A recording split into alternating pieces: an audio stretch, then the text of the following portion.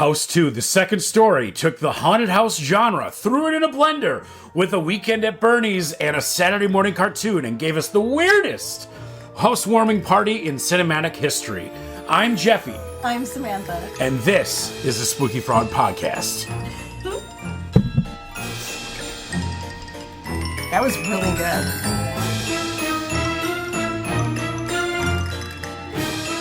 Okay, so we're going full weird Western fantasy horror extravaganza.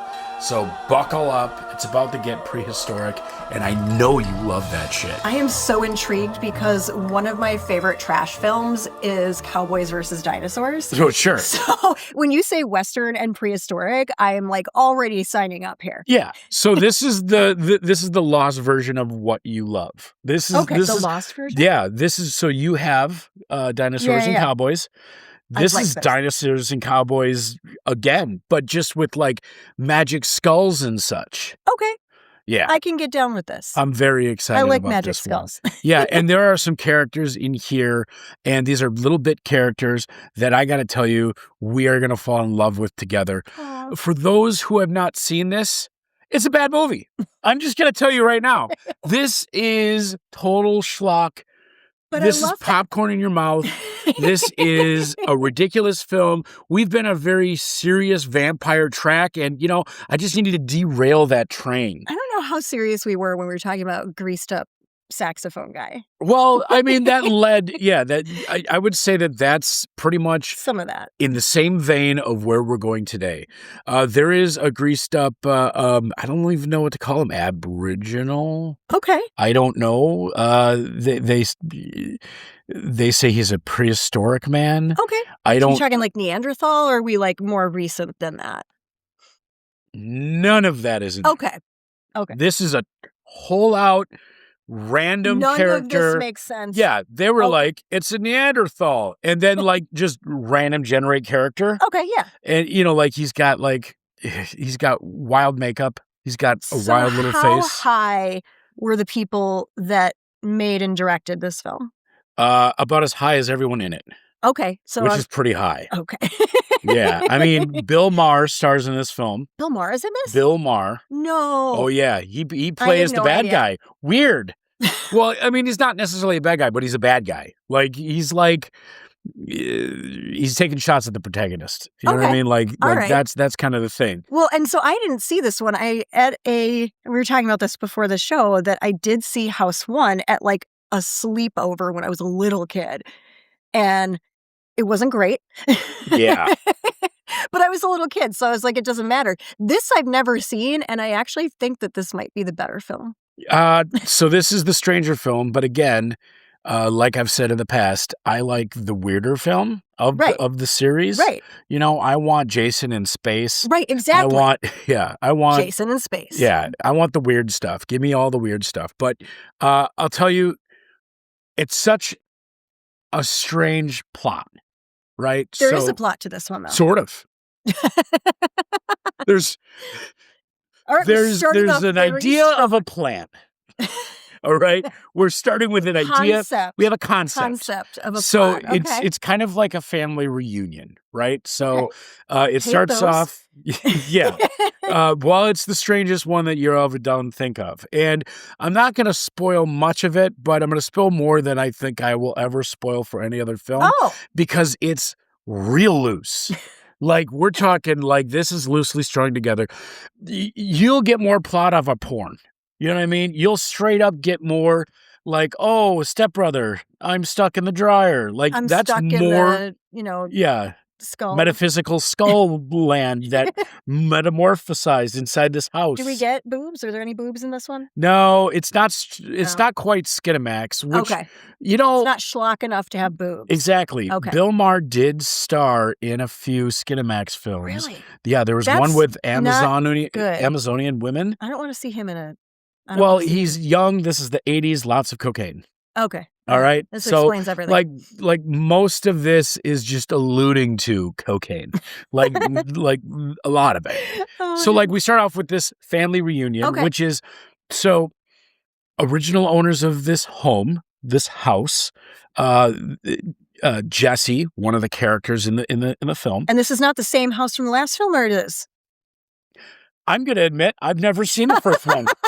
Oh, that's right. Okay. So I haven't seen the second one. You haven't seen the first one. No. And my knowledge With our powers combined, we know just about nothing, which is kind of normal for us. Yeah. I mean, I recently rewatched this and I forgot how much I hate this film.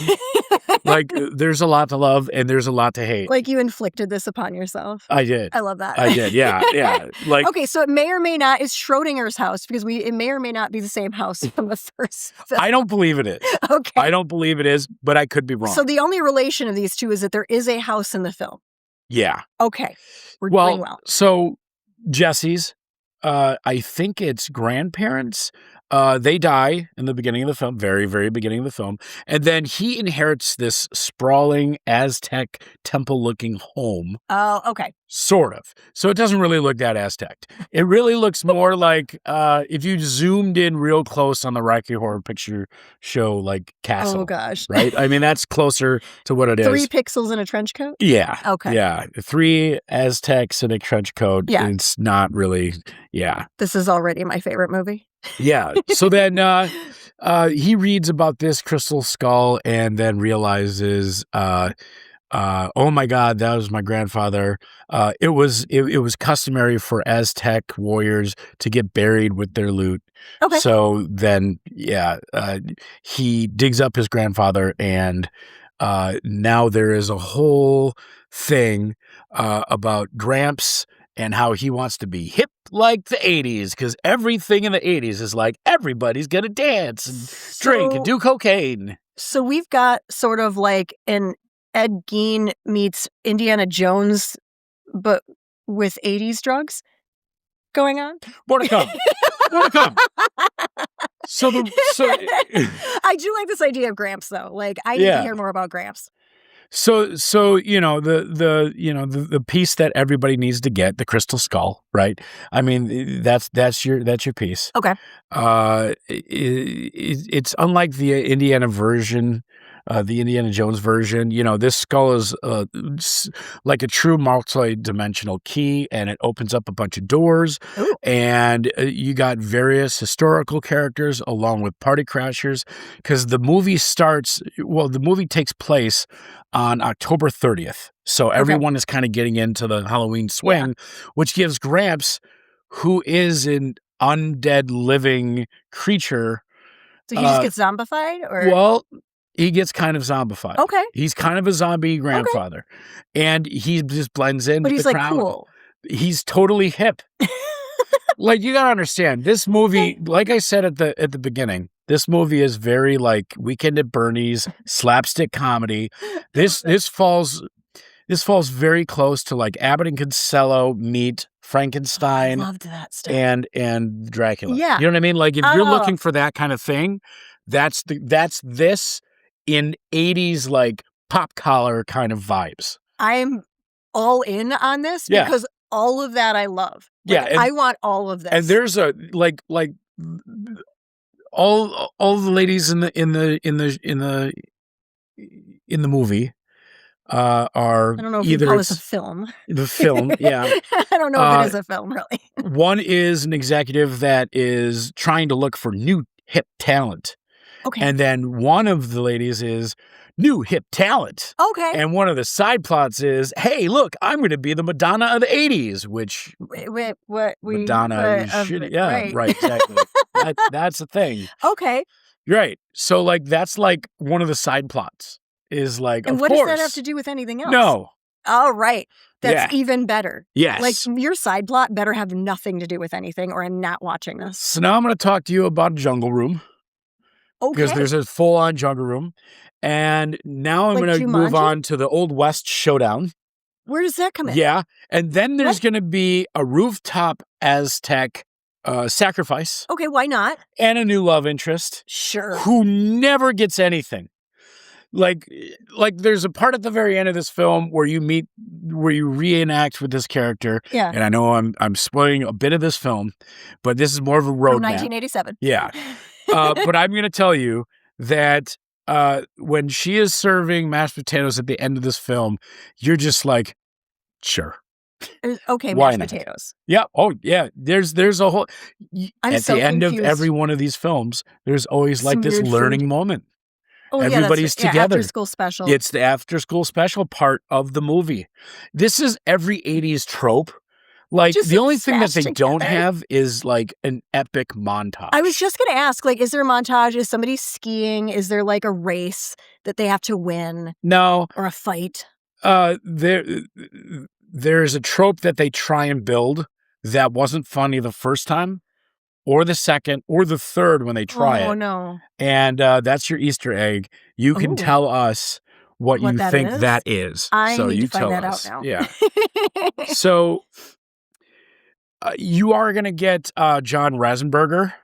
He appears as a electrician adventurer. Okay. And that is Cliff from Cheers. What? So Cliff from Cheers shows up and he's just like, yeah, it seems like you've got a multi-dimensional tear here. We should probably just go in there and solve this real quick. And where does he come from? He's Does the somebody electrician. Call him? Yeah, because there's a light. Okay. They make a very clear point to say that this light switch doesn't work. All the electricity in the house works except for this light switch. And then an electrician shows up because apparently one of the ladies in the film called the electrician. Oh. Sure. Loosely tied together strings here. All right. People, this is just yarn. All right. They're just going. Okay. They're just doing it. So does he ever show up again? He just... Oh, yeah, he adventures. Oh, and then he goes away. Okay. He just pops in, drops a bunch of knowledge, does it like a pro, walks on out. All right, I can deal with this. He's the Cliff Claiborne character to a T. This is insane. It's so good. This is insane. It's perfect. It's perfectly executed. It's one of my favorite parts of the whole thing. Because it's just like, he just shows up and he's like, of course I got a machete and I know exactly what you're doing. And I've seen this kind of thing before. Right, like you've seen interdimensional He's just very matter of fact. Yeah. Okay. Yeah, he's just walking right through it. He's helping them cope with all of this, which is just, sure. Sure, why not? So let's talk about these main characters. So you got Jesse, all right, the reluctant heir who just wanted a quiet move in. Didn't expect all of this stuff. It would have made for a real short movie. But did rattle the chains a little bit when he was looking into his familial past. He digs up Grandpa. He does dig up some shit. Okay, if you're digging up Grandpa, you're asking for something to happen. Yeah, so you got Gramps, the lovable whiskey swilling undead patriarch of the house. I love Gramps. He's now my favorite. He is such a lovable character. And there are moments... That is probably the only character that I actually, adapted to. Okay.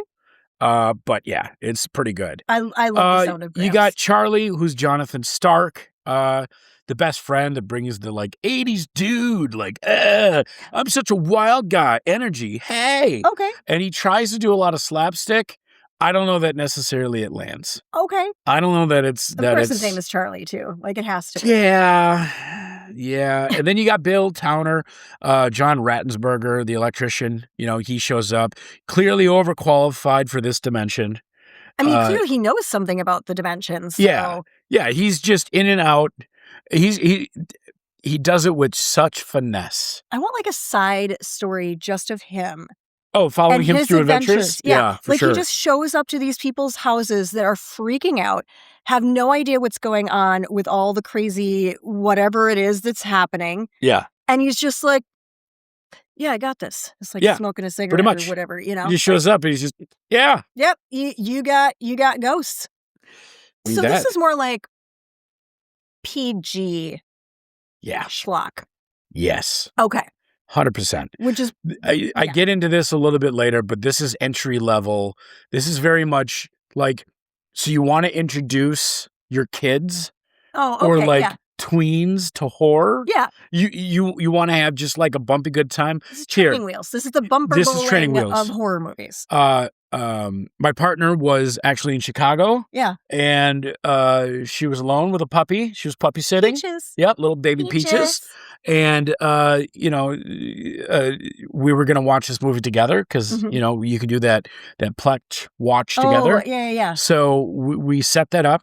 And she's like, I really don't want to watch a horror movie when I'm in this house alone. It's a big house because it's a big house. That's totally understandable. And like, I watch stuff, alone in my house, but like it's very protected. It's my home. I'm not somewhere else in somebody else's house. Right. Like, yeah. The creaking that you don't know. Right. And all those sounds you don't recognize and everything. My frogs will protect me. I kept explaining to her though, no. This is bumper bowling. This is bumper bowling. Yeah. Yeah. This is like, here we go. Easy right in there. Like this is the child being afraid of the Easter bunny kind of horror. Yeah. Okay. Yeah. Not that Easter bunny, though, from the Twilight Zone movie. That was scary. That was actually terrifying. Anyways. I actually had problems when I was a kid with the Bill and Ted Easter bunny. Oh, yeah. He was creepy, too. Mm-hmm. Bill and Ted, too? I love Bill and Ted, but I didn't like him. Bogus Journey? I think so. Yeah. Yeah. We're not going to be doing that film. Darn. I do well, that's not horror. It's not. I do like Bill and Ted, though. That's not disco. Okay. That's not goth. Disco. That's not goth. That's not goth. No time for disco. So I'm going to stop myself from going a little nutty about the makeup and the effects. Ooh, no, go nutty. Literally everything here is practical. Oh, yes. I love practical effects. Obviously, it's practical. It's in the 80s. Right. But they don't have the budget, but they sure try to do a lot with a little. Like all the makeup and effects and things were done by Chris Wallace, who also did The Fly. Oh, fuck. Yeah. Oh, okay. And the creatures so that had to be good then. Are really the stars here. Okay. I'm going to tell you, the bimoth, the caterpillar dog hybrid. Are we talking bimoth as in it's a bimoth? Yes. I feel like moths are kind of bicoded. Bisexual. Actually, most moths do not have parts. They actually don't have mouths. Okay. Or no, they have parts. They breed and they die, but they don't have mouths, so they can't eat.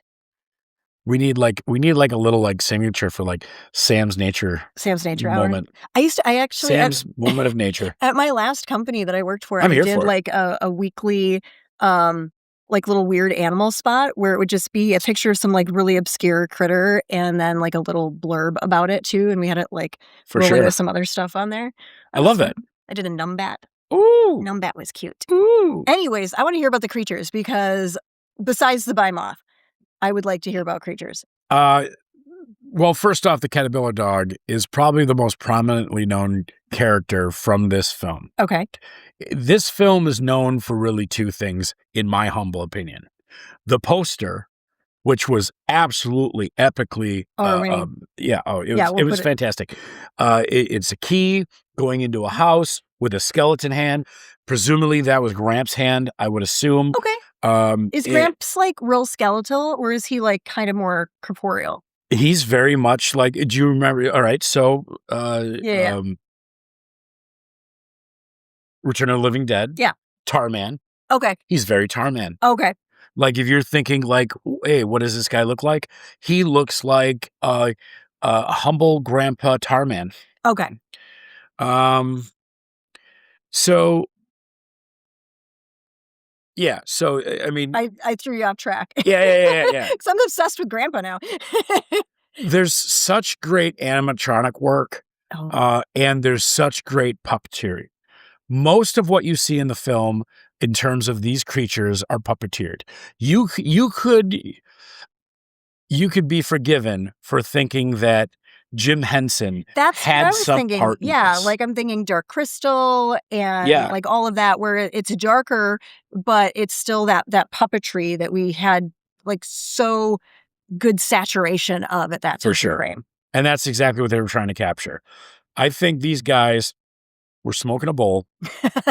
They had a movie weekend. And they're like... They watched Dark Crystal. Yeah.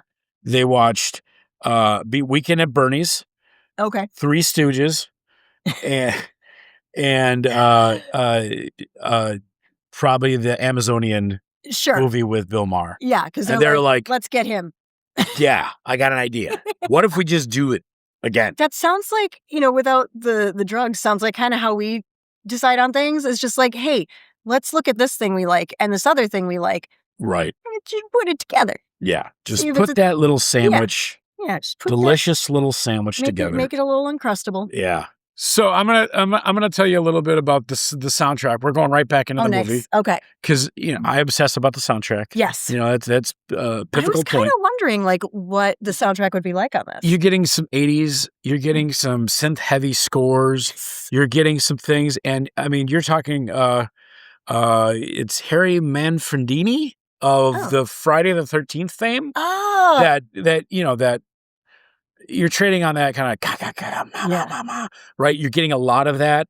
You're getting whimsical and adventurous and tones. I love a synth too. Yeah. So you're getting all of that stuff. Like all that synth core stuff that came out. Yeah. This is very much in that vein. That makes me real sad that I missed Cindy's night on Friday. I know. I was so sick. Last week's episode, I was getting very sick, and then I just deteriorated, and I lost my voice for 3 days? Yeah. Because when I talked to you on Saturday, it was not good. Yeah, I was on the phone for 20 minutes. I was like, I feel bad even being on the phone with you. I sounded probably like Gramps. Yeah.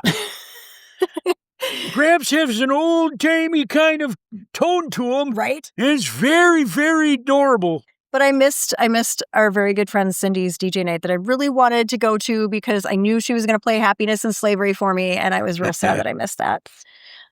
Anyways. So. Soundtrack. Well, there's not any music in it. There's a fake band, as every 80s band has. Oh, okay. Yeah. And there's all of that. That's pretty good. The cultural impact here, though, for this film, this remains the ultimate gateway horror. Oh. If you're trying to get your kid into horror, I don't have kids. No kids, vasectomy. Right. Fuck that. We're very aware of this. We're not doing that. But if I had kids and my kid was I don't know, I started watching. The problem is, I started watching stuff too early. Your childhood was very unconventional. Mine was the opposite, where it was too overprotective. Yeah. But I was allowed to read whatever I wanted. Oh. Which was bizarre. So I couldn't watch anything rated R. You can just imagine it. But unless I snuck the movie from you and put it in my VHS. But I could read anything I wanted because nobody was stopping me. And so I grew up on all those horror books. Sure. And then books that I should not have been reading at a young age. Clan of the Cave Bear. If your kid thinks that they're now too old for Goosebumps, this is the movie for them. Okay. So when you're graduating out of Goosebumps, you're like, oh, Dad, that's so lame. Yeah. I did Goosebumps at the book fair last year. I'm way older than that now. This is the movie for that. Okay. But this isn't quite it's not quite up to Fear Street or anything like that. It's not like Hellraiser. Right, no. If you're not ready to show your kid Hellraiser, show them this. So, show them this. So it's really just an adventure movie, but with zombies. Yeah. Okay. Yeah. And does that make it better or worse than the original? I have no fucking idea. You didn't see the original. I've never seen the original. Honestly, I'm going with yes, because the original wasn't great. But this sounds god-awful, and that makes it 1,000 times better. This sounds like the better film, in my opinion. So I'm all in with bumper bowling horror. I totally love this. Okay. So I have a couple questions. Okay. So you told me about Gramps. Yes. And how he's kind of a little chaotic and just wants to party. Could you handle having Gramps in your house? I would definitely get down with Gramps. Okay. I would totally 1,000% set up a man cave for Gramps and try and keep him around as long as humanly possible.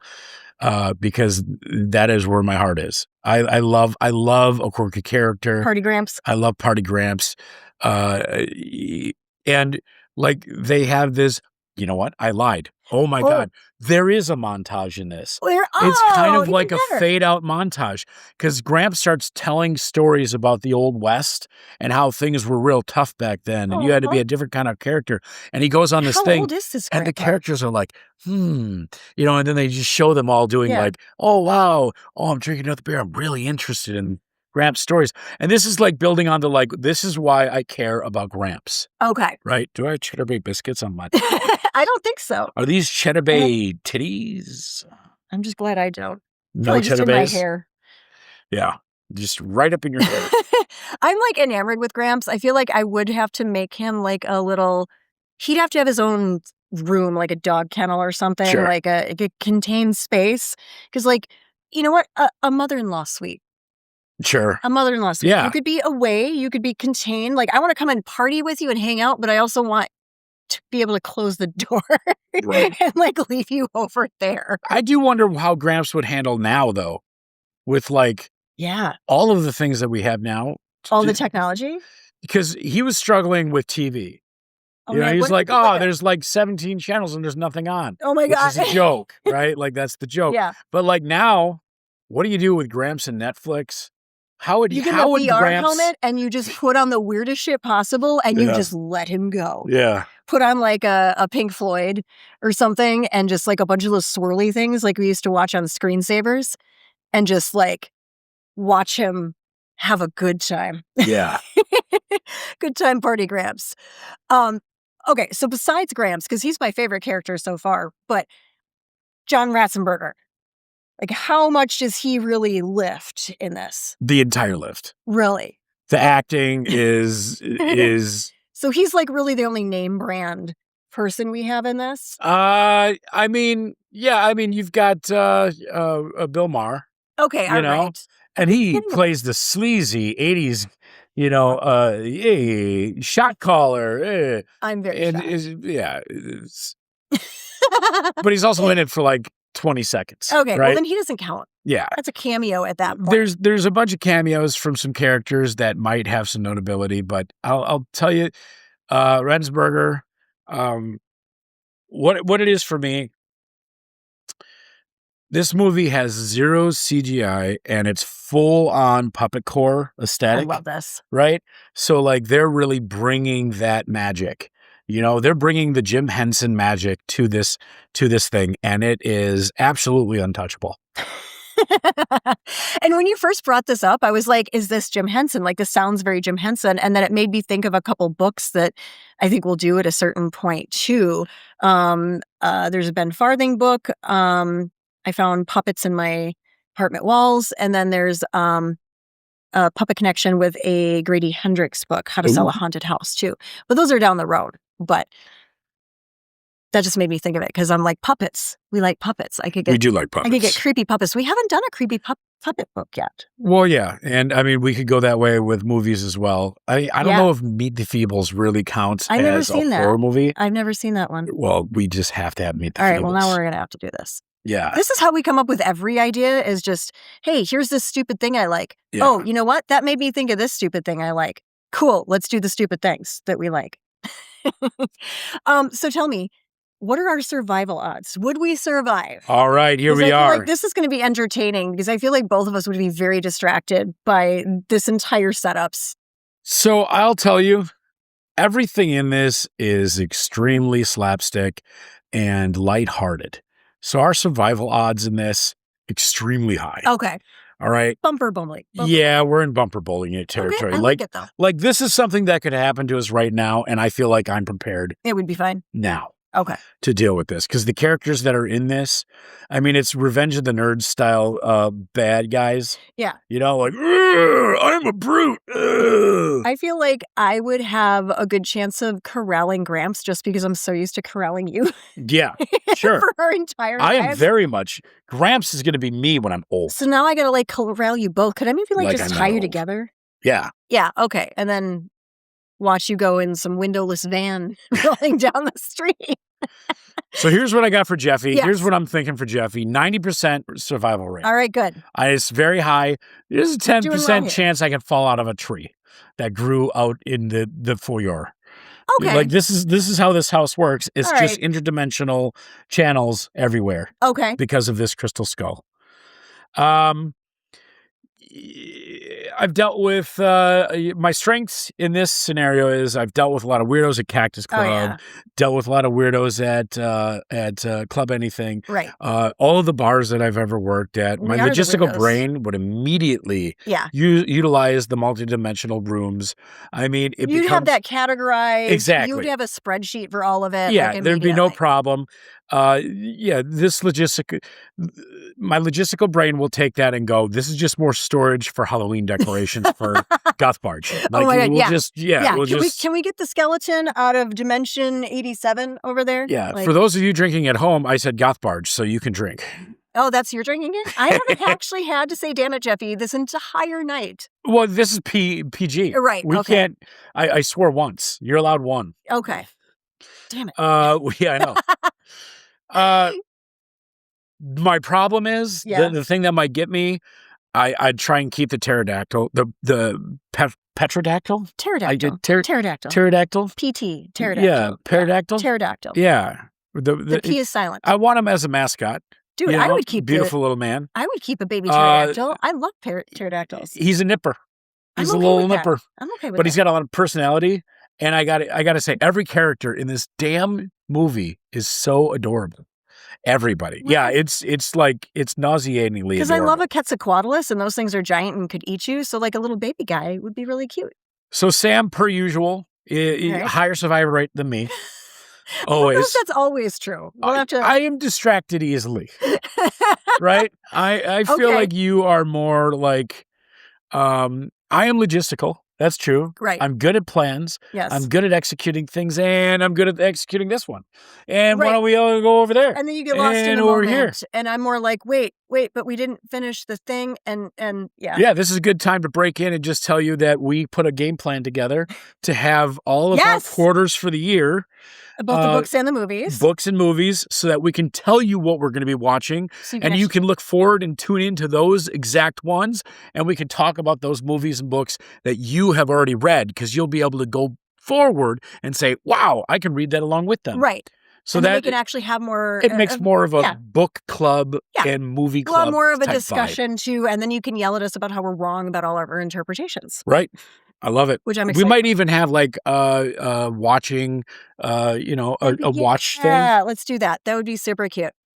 All right. So how do I actually die in this one? I'll say your survival rate is 95. Okay. Very low chance of you dying.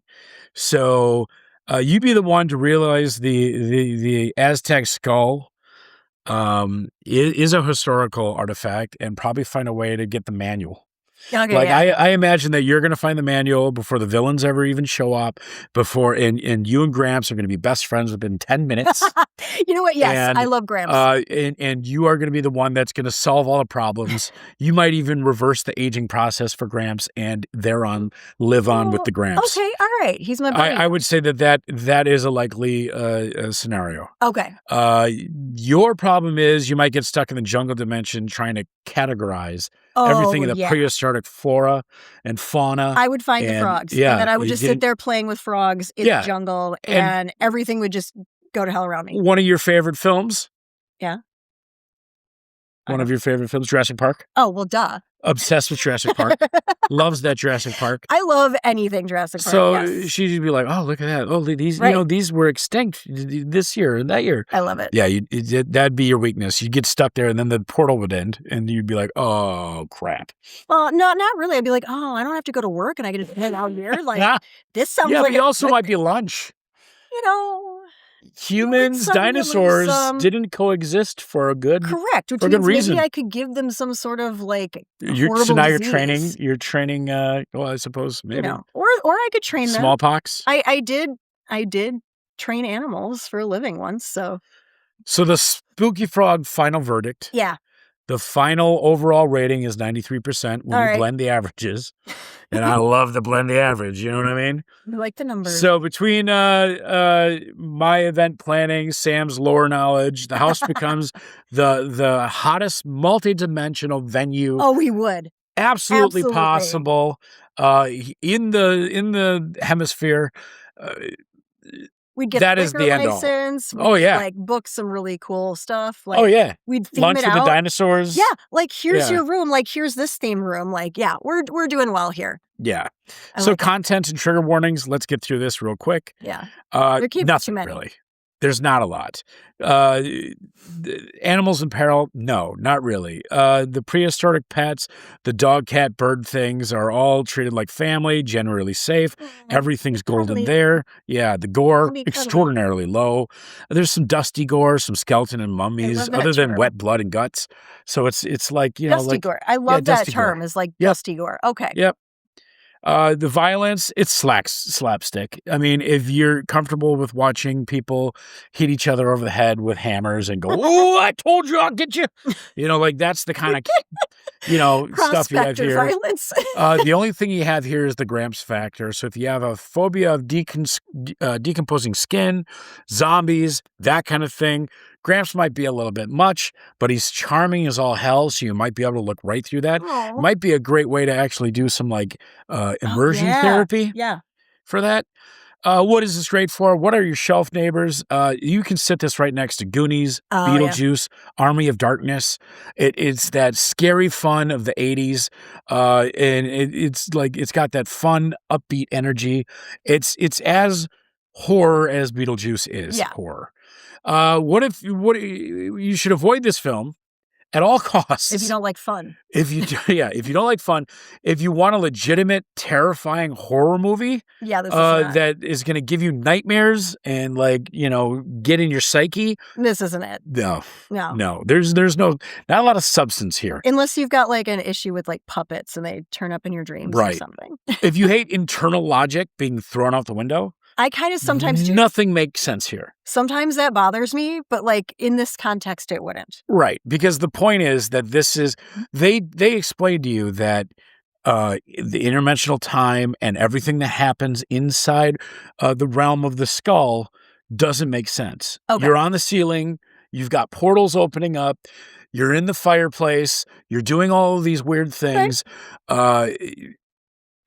It bends the laws of time, space, and physics. It doesn't exist anymore. Okay. So I can kind of get away with that then. Yeah. If you are a purist who wanted a direct sequel to the first house, No. right?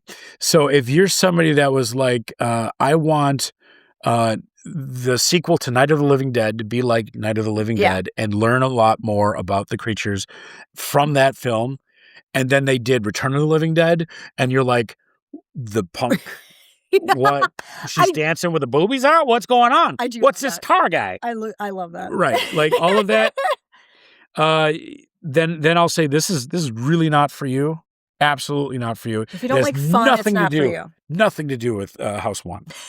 All right. I think that really wraps it up for House 2. Yeah. I hope you enjoyed it purely for the enjoyment factor. I did. I mean, it is just like a little fun 80s romp. It doesn't always have to be serious. Right. And I felt like we had a serious film, and then we had a serious book, and that was real heavy, so we had to get away from that. And we had Lost Boys, which is even a little, you know, I mean, that's just still blood and gore and guts and stuff in there. But something let's lighter. Well, we're going to have some blood, gore, and guts in our next book, but it's also going to be fun. Yes. Should I show it? Show it. Okay. Show it off. So we've got in the club, We're All Monsters, which I can't see what we're doing. But this is by Freak and Asher Dark. It is labeled as a trashy supernatural side quest. So I love this cover so much. And I just started this one. Oh my God. We haven't been recording any of this. Are you serious? No.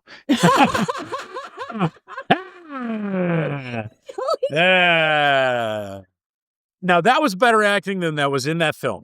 I will tell you, I just had a better scene than anything in that film. Don't me. If you're going there for acting. This was hysterical. No. I love this. I thought, okay, that's hilarious. Anyway, you can only do that once. Right. And I chose to do it I'm never going to believe you again. Oh, yeah, no, absolutely not. Actually, I probably will. I'll be like, oh my God. Oh! But that's going to be a ton of fun. Since I just started reading it and I was so sick over the weekend, I was like, you know what? I want another cool horror party thing. And I watched Party Monster. Yes. So now I feel like I'm in that kind of You're in the mode. Yeah. Yeah. This takes place in a club and there's murder on the dance floor. God, and that movie is so good. I love that. It was so good.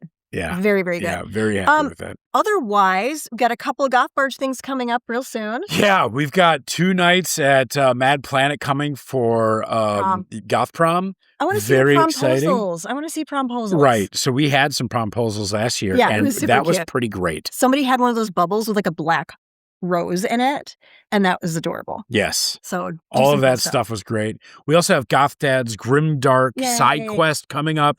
That's going to be at in the View. So if you don't know what the View is, the Hyatt used to have a rotating restaurant above it. It looks like a flying saucer. Yeah, and it just kind of rotated you 360 throughout the city, giving you some of the best views of Milwaukee. Yeah. But the restaurant sadly closed, but they turned it into a venue hall that you could rent. And it doesn't rotate anymore. It doesn't. And that's good because we're going to be drinking and we're going to be partying and there's going to be a lot of lights. Right. And there's going to be Goth Dad laying down some tracks along with the Goth Barge fam. So if you're into any of those things, views of the city, and it's going to be there for Adepticon.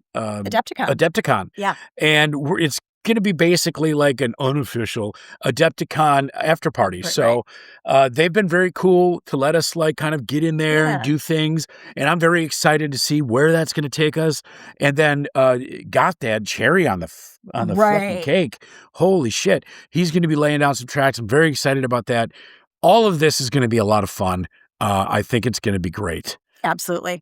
And one quick note, vendors, authors, get your applications in for the next Spooky Frog on May 16th. Next Spooky Frog's coming. So Instagram has the link to the application. If you cannot find it, just send me a message and I'll send you the link. Yep. And then we're going to be probably next week after you see this. Yeah. We're going to be coming out with what we're going to call our bookmarks. Oh, yeah. And these bookmarks are going to basically lay out what we're going to do each quarter. So it's going to be the 3-month span that we're doing for this. Yeah. So all the movies, all the books, so you can kind of know ahead of time what we're doing and read along and watch along with us. Yep. And it'll give you a better understanding of what we've got planned. Yeah. So we actually have plans now. Yeah, we have plans. Which means now I actually have to plan things. Uh-oh. Shoot. Uh-oh. All right. Well, that's us. That's all we got. Thanks for everything. Bye. Bye.